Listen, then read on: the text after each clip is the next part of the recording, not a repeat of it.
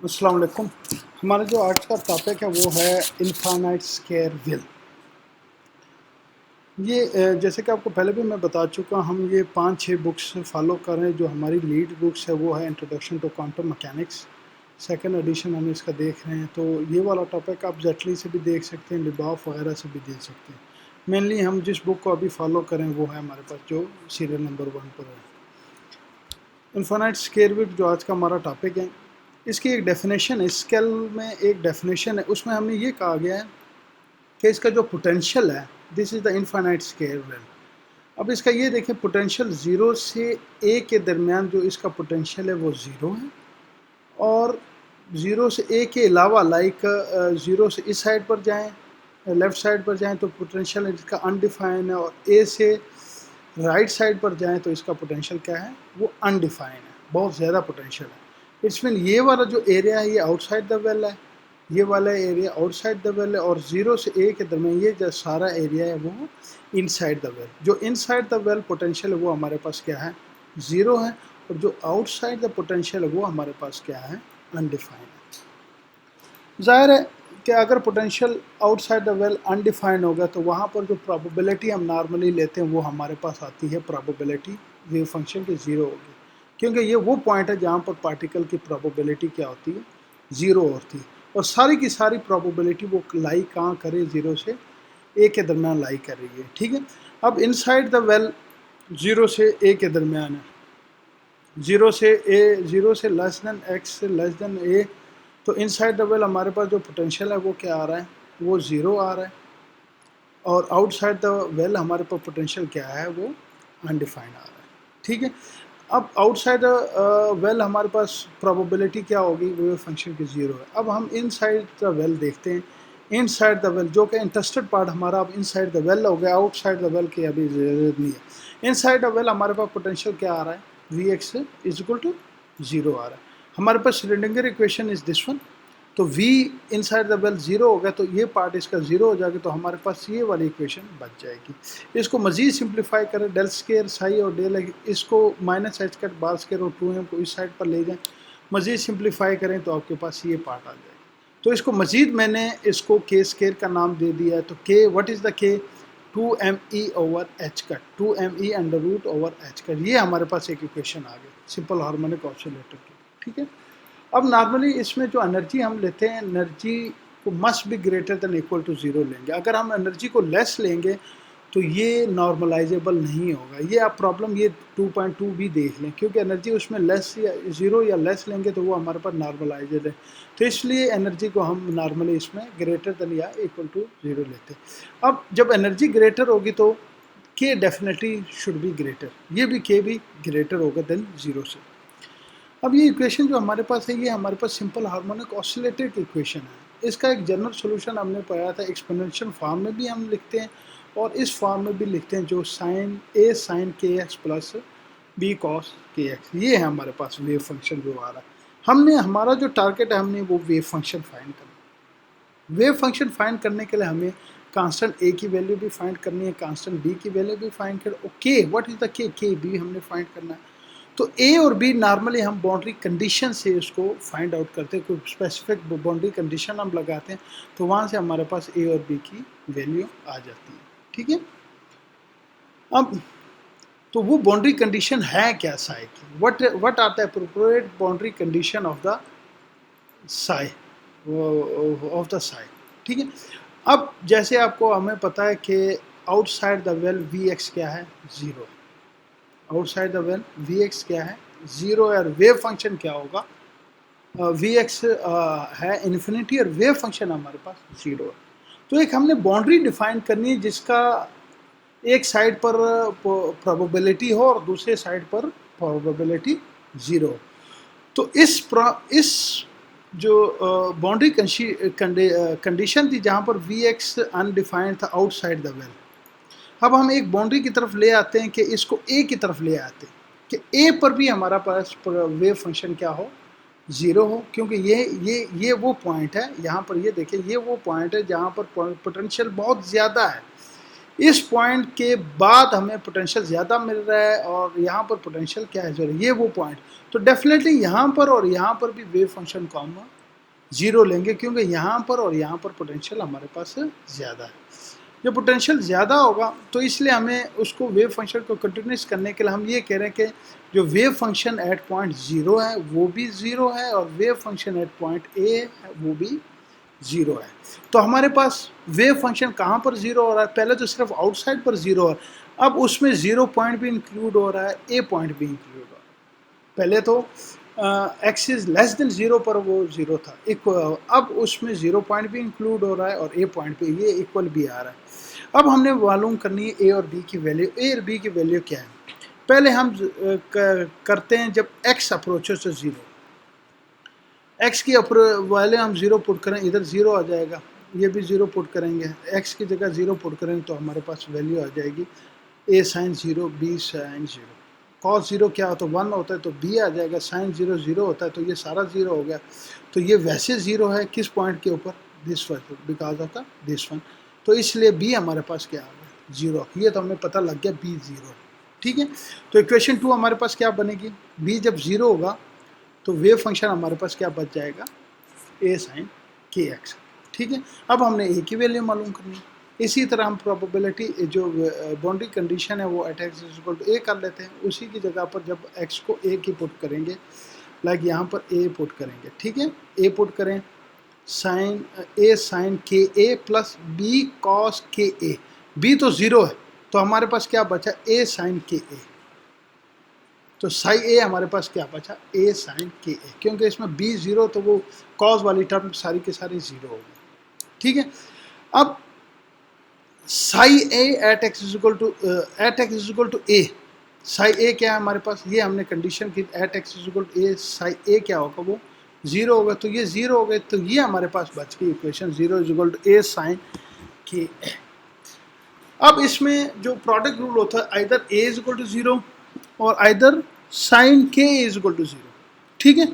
अगर मैं ए को ज़ीरो ले लेता हूँ, ठीक है, बी है हमारे पास ज़ीरो, ए को मैं फॉर एग्जांपल ज़ीरो ले लेता तो बी हमारे पास क्या है, वो है ही हमारे पास ज़ीरो, जो हमने फाइंड आउट किया था, ये वाला बी ज़ीरो है। तो इट्स मीन जो वेव फंक्शन बनेगा बी भी ज़ीरो ए भी ज़ीरो, तो वेव फंक्शन सारा का सारा ज़ीरो हो जाएगा, तो वेव फंक्शन वो क्या है, नॉर्मलाइजेबल नहीं होगा। तो इसलिए ये चॉइस हम नहीं लेते, ये वाली चॉइस हम नहीं लेते कि ए इज इक्वल टू ज़ीरो, हम इसको कह देते हैं ए साइन के, जो साइन के है ए है वो क्या है, इज इक्वल टू ज़ीरो के इक्वल, ठीक है। अब साइन के ए कब ज़ीरो होता है, जब आप के ए की जगह ज़ीरो पुट कर लें, के ए की जगह प्लस माइनस पाई पुट कर लें, plus minus 2 pi plus minus 3 pi plus minus so on, के ए की जगह ये पुट करेंगे तो आपके पास के साइन के ए क्या आ जाएगा, ज़ीरो आ जाएगा, ठीक है।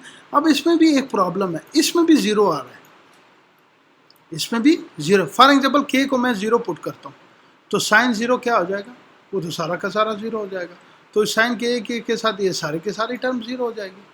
तो इसलिए ये वाली चॉइस जो के ए में ज़ीरो, इसको भी हम इग्नोर कर देते हैं। तो हमारे पास के की वैल्यू क्या बची, plus minus minus pi plus minus 2 pi plus minus 3 पाई। अब इसमें ये देखिए प्लस माइनस वैल्यू है, अब साइन पाई की जो वैल्यू होगी वही साइन माइनस पाई की वैल्यू होगी, सिर्फ माइनस का डिफरेंस होगा, वैल्यू तो सेम होगी सिर्फ माइनस, इसलिए हम माइनस वाली टर्म भी ले लेते हैं, माइनस वाली टर्म भी इग्नोर कर लेते हैं। सिर्फ हमारे पास जो के ए बचा है वो हमारे पास पाए 2 पाए 3 पाए 4 पाए एंड सो ऑन। तो हमारे पास के ए क्या बचा, एन पाए, एन पाए मतलब 1 पाए 2 पाए 3 पाए सो ऑन, ये हमारे पास के ए की वैल्यू हमारे पास बची। तो व्हाट इज़ द के ए, ये हमारे पास आ गया, ठीक है। अब boundary condition at x equal does not determine the constant, ठीक है, उसने कांस्टेंट को तो डिटरमाइन, लेकिन उसने हमें एक के की वैल्यू दे दी, ठीक है, उसने हमें एक के की वैल्यू दी थी और वो के की वैल्यू हम इसमें पुट कर देंगे। ये वाली जो हमने इक्वेशन ये वाली हमने की थी, दिस वन, ये है के। अब इसमें एन आ रहा है इसलिए यहाँ पर हमने एन पुट कर दिया, यहाँ पर भी एन पुट कर दिया, क्योंकि वैल्यू के की ज़्यादा है। तो k n is equal to m E n over h cut रहेगा, और के ए हमारे पास क्या है, एन पाई, ठीक है। यहाँ पर जब आप पुट करोगे तो आप इसको सिंप्लीफाई करोगे तो ई एन की वैल्यू आपके पास ये आ जाएगी। ये है हमारे पास इसकी एनर्जी वैल्यू। कौन सी एनर्जी वैल्यू? जो अलाउड एनर्जी वैल्यू है। इसमें 1 पुट करेंगे तो E1 ग्राउंड स्टेट की एनर्जी है, 2 करेंगे तो उससे एक्साइटेड स्टेट की, 3 पुट करेंगे ये 3 का स्केयर हो जाएगा, 4 इधर पुट करेंगे तो ये 4 का स्केयर हो जाएगा। बाकी ये हमारे पास अलाउड वैल्यू एनर्जी। जो फर्स्ट जो E1 होगी वो हमारे पास क्या होगी, इसको आगे हम डिस्कस कर लेते हैं। ये हमारे पास इसकी अलाउड एनर्जी आगे किसकी? इनफाइनाइट स्केल वेल की, तो क्वांटम पार्टिकल की। ये हमारे पास इनफाइनाइट स्केल में उसकी अलाउड एनर्जी आ गई। अब प्रॉब्लम है, हमने के ए को फाइंड आउट करना है। तो वेव फंक्शन हमारे पास ये बचा psi x is equal A sine k x, क्योंकि इसमें बी पार्ट जीरो है इसलिए जो कॉज वाला फैक्टर वो जीरो, ये हमारे पास है। तो ए को नॉर्मली हम नॉर्मलाइजेशन कंडीशन से फाइंड करो तो ए की वैल्यू हमारे पास आ गई 2/a अंडर। इसको आप लोग देख लें, वही नॉर्मलाइज कंडीशन हमने की है तो ये आ गई। अब हमारे पास ए की वैल्यू भी है, के की वैल्यू भी है, तो वेव फंक्शन हमारे पास क्या बचा? 2/√a, ये वाला वेव फंक्शन, ये वाला। ए की वैल्यू इधर पुट कर लें, के की वैल्यू इधर पुट करें। ये पार्ट तो वैसे बी जीरो थे इसलिए ये पार्ट चला गया, तो आपके पास psi x is equal A sine k x. यहाँ पर ए की वैल्यू पुट करो, यहाँ पर के की वैल्यू पुट करो, तो हमारे पास जो वेव फंक्शन हो गया फॉर इनफाइनाइट स्केल वाले दिस वन। ठीक है, के की वैल्यू हमने इधर से पुट कर, n पाई ओवर ए, के की वैल्यू हमने इधर से पुट कर दी, तो ये हमारे पास इनफाइनाइट स्केल वेल का वेव फंक्शन आ गया।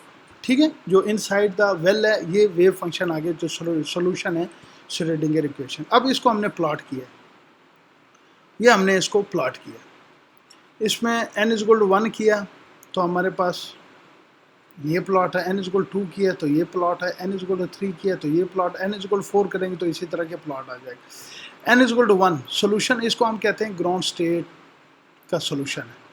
तो उसके कारस्पॉन्ड जब n इज इक्वल टू 1 करोगे तो आपके पास जो एनर्जी होगी n इज इक्वल टू 1 जो E1 होगी, इसको हम कहेंगे ग्राउंड स्टेट एनर्जी।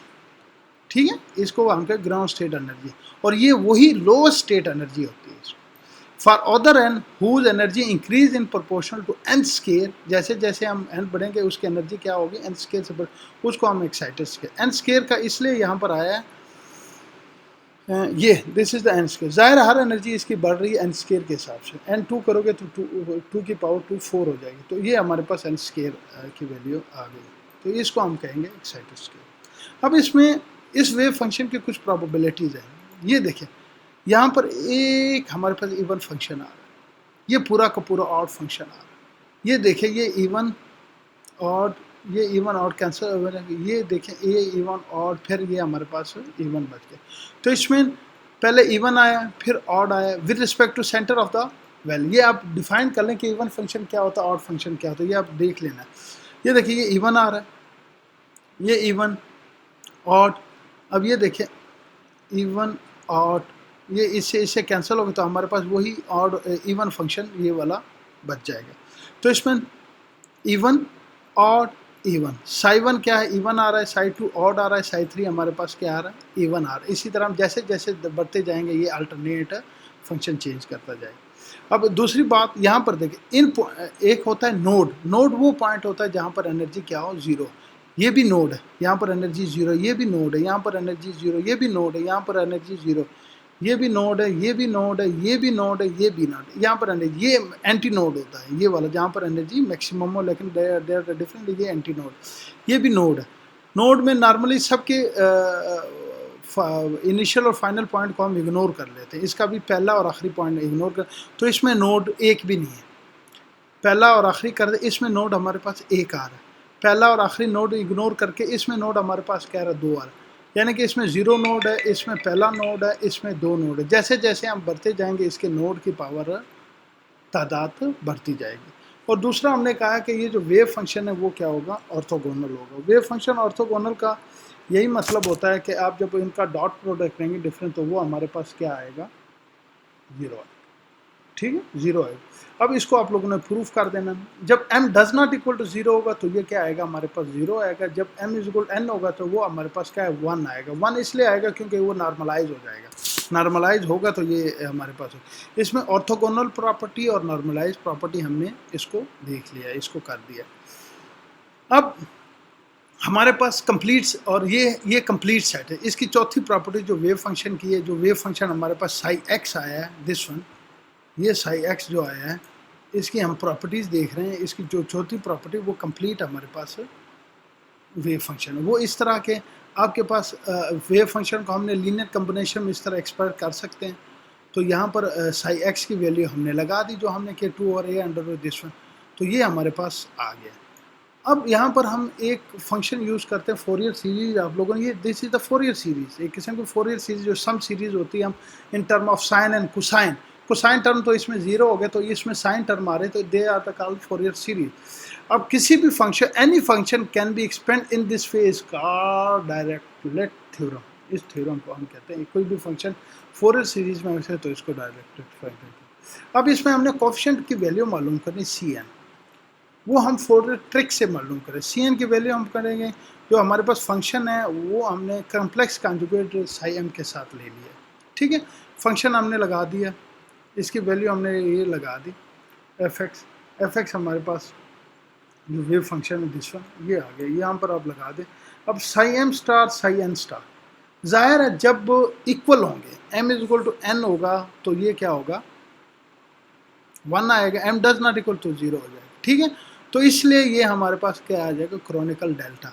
तो यहाँ पर ये किसके Cn, अगर m is equal to n है तो आप यहाँ पर ये हमारे पास सिर्फ कॉन्जुगेट ये कांस्टेंट वैल्यू बचेगा Cn या Cm। m is equal to n है, आप यहाँ पर n भी लिख सकते हैं, m भी लिख सकते हैं, आपकी मर्जी। यहाँ पर m था इसलिए मैंने m, आप n भी लिख सकते हैं क्योंकि m is equal to n। तो हमारे पास जो कांस्टेंट की वैल्यू आ गई Cn की वैल्यू, क्योंकि m is equal to n है तो Cn की वैल्यू हमारे पास दिस वन आ गई, ठीक है। अगर मैं यहाँ पर n यूज़ करूँगा तो इट्स डेफिनेटली यहाँ पर भी n है, तो ये हमारे पास Cn की वैल्यू आ गई। तो दिस इज हमारे पास Cn की वैल्यू। यहाँ पर m यूज़ करें तो m आ जाएगा, डेट कोई मेरा, क्योंकि m is equal to n है। तो हमारे पास स्टेशनरी स्टेट इक्वेशन क्या थी, जिसमें टाइम डेरिवेटिव भी था, टाइम पार्ट भी था, साई n e की पावर माइनस आयोटा ENT थी। साई n हमारे पास इनफाइनाइट स्केयर वेल का जो हमने साई n कैलकुलेट करा वो हमारे पास ये है। तो इसकी जगह जब आप पुट करोगे तो हमारे पास जो stationery state equation for infinite square well होगा ये है, ये stationery state equation for infinite square well, ये हमने इसका कर लिया साई एक्स टी। अब जाहिर है करना हमें क्या होता है कि ये तो हमें फाइनल टाइम का पता लग गया, ठीक है। अब ये देखें, इसको हम जनरल फॉर्म में भी लिख सकते हैं, लीनियर कम्बिनेशन ऑफ स्टेट जो हमने जनरल किया था, psi x t is equal to n is equal 1 to Cn psi x t की वैल्यू ये वाली पुट कर दें आप, तो आपके पास ये लीनियर कम्बिनेशन में आ जाएगा, यानी कि 1 स्टेट 2 स्टेट 3 स्टेट Cn जो इस तरह का वैल्यू आ जाएगा। अब ये तो हमारे पास फाइनल टाइम का वेव फंक्शन आ गया। अगर हमें इनिशियल टाइम का वेव फंक्शन चाहिए, यानी कि इनिशियल वेव फंक्शन चाहिए जहाँ पर t इज इक्वल टू 0 होगा, ठीक है। जब t इज इक्वल टू 0 होगा वो हमारे पास क्या होता है, साई x 0 क्या होगा, Cn साई x, क्योंकि इसमें t नहीं है, t 0 होगा, तो इसलिए ये बार वाला नहीं आएगा, वेव फंक्शन ये पोजीशन वाला आएगा, ठीक है। ये हमारे पास वेव फंक्शन आ गया, कौन सा, जब टाइम 0 होगा। तो इसी से हम कांस्टेंट c की वैल्यू कैसे डिफाइन करें, वही फोरियर ट्रिक आपके ऊपर लगा लें, इसका फंक्शन ले लें और इसको आप डिवाइड करें तो आपके पास ये कांस्टेंट की वैल्यू आ गई, ठीक है। Cn कौन से कांस्टेंट की वैल्यू, जब time t is equal to 0 था, ठीक है। तो ये आपके पास सारा कुछ है। अब हमने करना क्या है, मैं समरी करूँ, हमारे पास पहले इनिशियल वेव फंक्शन होगा साई x 0, ठीक है, ये होगा साई x 0 होगा। साई x 0 में हमें Cn की वैल्यू कंप्लीट कैलकुलेट करेंगे तो हमारे पास psi x 0, we first consume psi x 0 होगा, इनिशियल वेव फंक्शन होगा, फिर हमने कांस्टेंट Cn की वैल्यू मालूम है। जब कांस्टेंट Cn की वैल्यू आपके पास आ जाएगी, Cn की वैल्यू आ जाएगी तो आपके पास फाइनल वेव फंक्शन आ जाएगा with respect most wave function आपके पास आ जाएगा जो फाइनल आफ्टर टाइम t होगा, ठीक है। ये जब आपके पास वेव फंक्शन होगा तो आप कोई भी वैल्यू, जैसे हम नॉर्मली एक्सपेक्टेशन वैल्यू ले लेते हैं मोमेंटम की भी सारी के, वो चीज़ें आप उससे निकाल सकते हैं। तो ये है सारा का सारा हमारा काम, यानी कि वेव फंक्शन है time t is equal to 0 होगा, वो हमने फाइंड, वो हमें गिवन होगा।